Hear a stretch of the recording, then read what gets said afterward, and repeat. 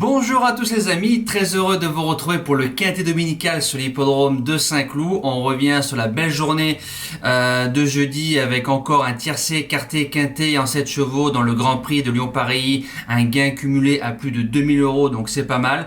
Outamaro a traversé les jeux de toute la France sauf les nôtres, ça fait plaisir. Concernant les membres, on a un au premier repéré qui s'impose très facilement. J'avais prévenu si le cheval restait au trot, il courait limite tout seul, c'est ce qui s'est passé. Et le jeu bonus qui fait bon troisième avec une belle monte d'Antonin André. Le résultat du course-par-course qui a été plutôt bon dans l'ensemble est très homogène.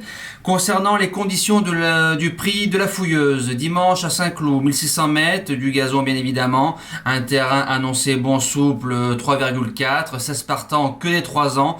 Autant vous dire que dans ce genre de course, privilégiez les jeux simples, 2 sur 4 ou multi. C'est très ouvert.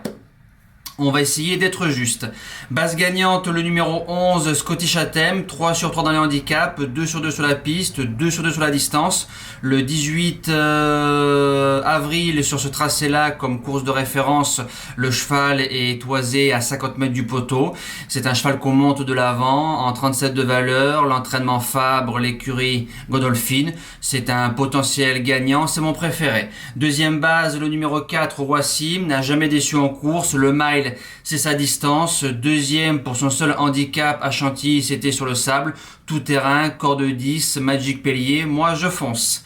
Premier outsider, le numéro 1, Puerto Madero, corde 15. Ce sera la seule contre-indication.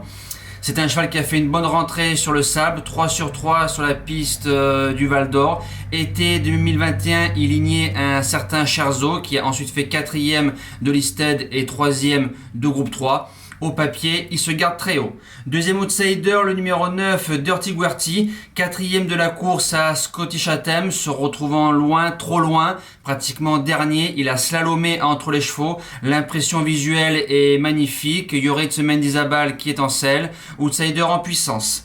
5e position, le numéro 7, Lady Pink. Ça fait 2 fois qu'on la course au moral, 2 fois 6e la dernière fois sur ce tracé-là. Une ligne droite pas très fluide. Et si elle est plus fluide, corde numéro 1 est au Bachelot, je me dis que la jument peut rentrer dans le quintet. 6e position, le numéro 14, One O'Clock Jump.